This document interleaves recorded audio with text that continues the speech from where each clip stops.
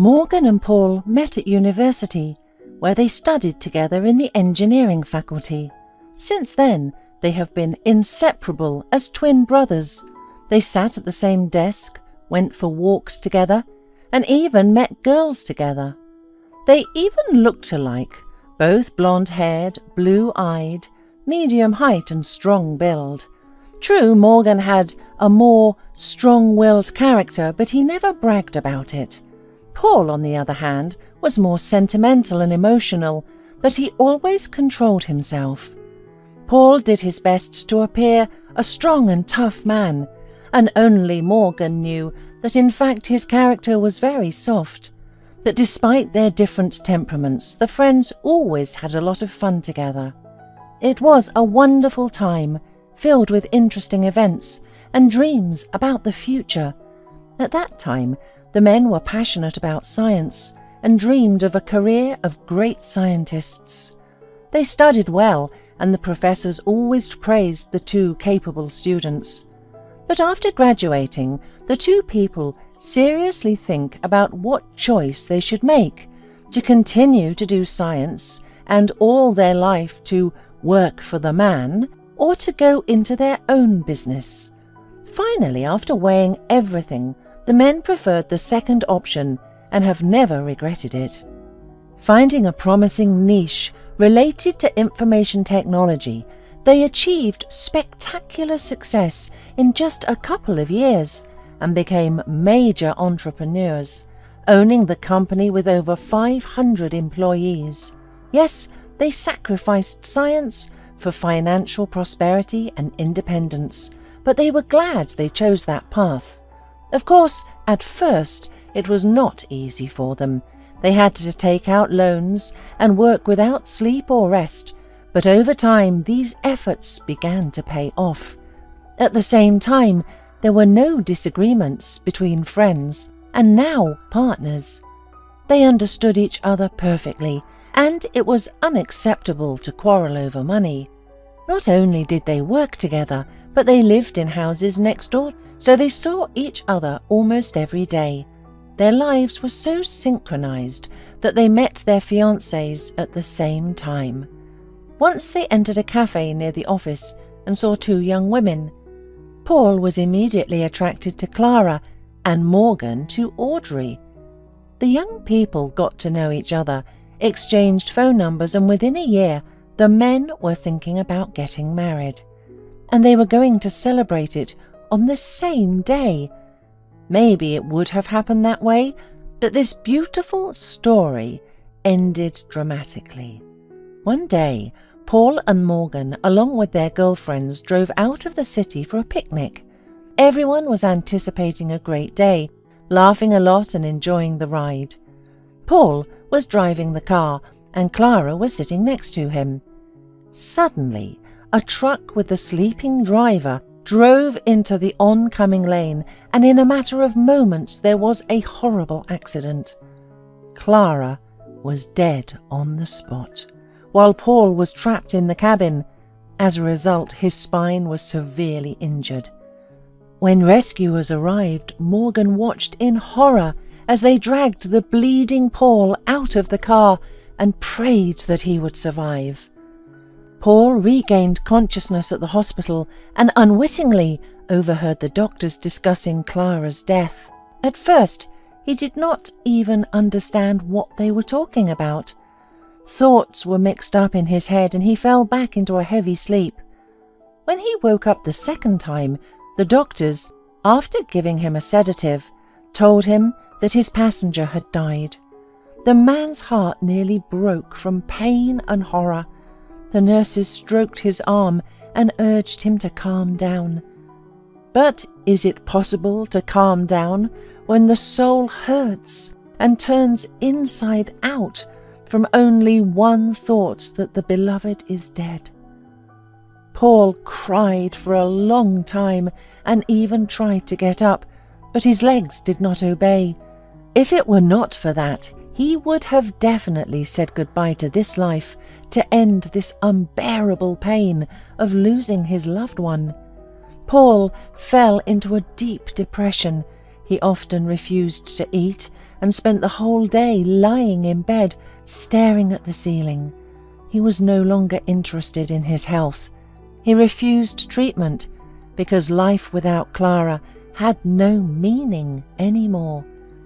6 months later, the man was discharged from the hospital in a wheelchair. Morgan took him home and began to look after him, but Paul did not care anymore. He did not see any reason to live, even though the doctors tried to convince him that he had a good chance for recovery. He needed one more surgery and a subsequent recovery, a course of chiropractic and physical therapy, but Paul was too depressed to do anything. He would literally lock himself in his room, pull down the curtains, and lie quietly on the bed. Sometimes he would agree to eat something, but only to avoid dying from starvation. As time passed, Paul began to leave his room from time to time, but he still craved loneliness, did not communicate with anyone, and spent all his days in heavy thoughts about his dead fiancée. Morgan tried to help his friend.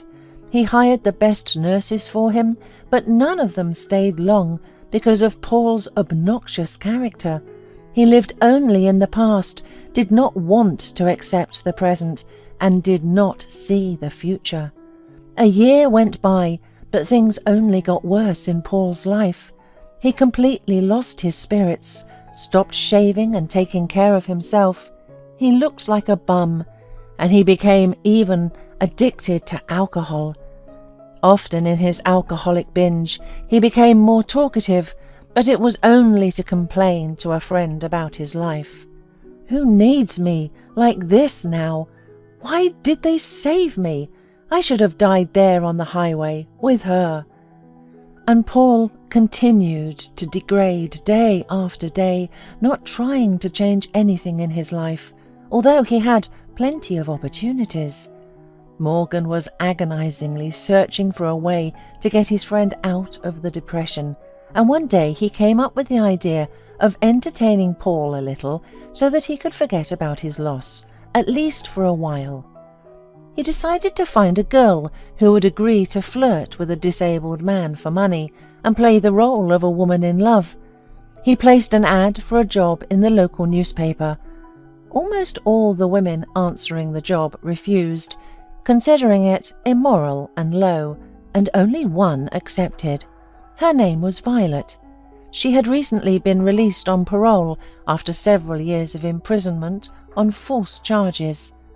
Previously, Violet had worked as an accountant for a trading company and had become a victim of her dishonest bosses. To hide the money they stole, Violet was framed and accused of financial fraud, and she could not prove anything. She had a son who was immediately sent to an orphanage, as Violet was raising him alone. After returning from prison, Violet, temporarily deprived of parental rights, badly needed money to return her son, but no one wanted to take the ex-convict to work.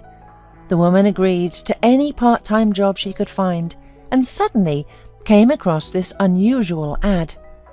Learning the details, she agreed. Morgan had thought of everything in advance. He told Paul that he had created an account for him on a dating website. Paul was angry at his friend and asked to delete it, but after a few days his curiosity kicked in. It was there that he met Violet, who managed to interest him. Soon they agreed to meet. When Paul saw Violet, he realized that he really liked her, and even his heart in his chest, hungry for feelings, was beating harder for the first time. For the first time in a long time, he felt like a young man, not decrepit old man that he had imagined himself to be. After a month of dating, Paul invited Violet to come and live with him, and she immediately agreed. He fell in love with this woman unnoticed, and Violet felt that from a certain moment she became interested in Paul, not in his money and this silly job. She got to know Paul as a person and realized that they were just made for each other. Soon the young people decided to get married, but Morgan decided that this game had gone too far. He realized that his attempt to entertain his friend might have ended in an irreparable mistake and revealed the whole truth to Paul. After hearing everything, Paul sat motionless for a long time, and then he became enraged. He kicked the former prisoner out of his house without even talking to her. He could not believe that this woman, who had looked into his eyes so sincerely and lovingly, had actually been blatantly lying to him all this time. The man fell into depression again. He suffered like this for a month. He thought a lot and finally realized that he could not live without Violet. Deep down, he hoped that she had not been pretending and really loved him.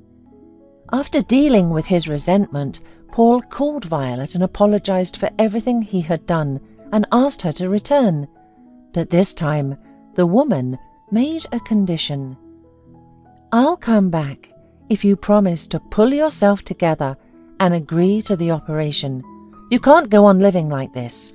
I need a strong man, not one who lives in the past and feels sorry for himself." Paul felt an electric shock after these words. For Violet's sake, he was ready for any challenge. So he immediately went for a consultation with a doctor and started treatment.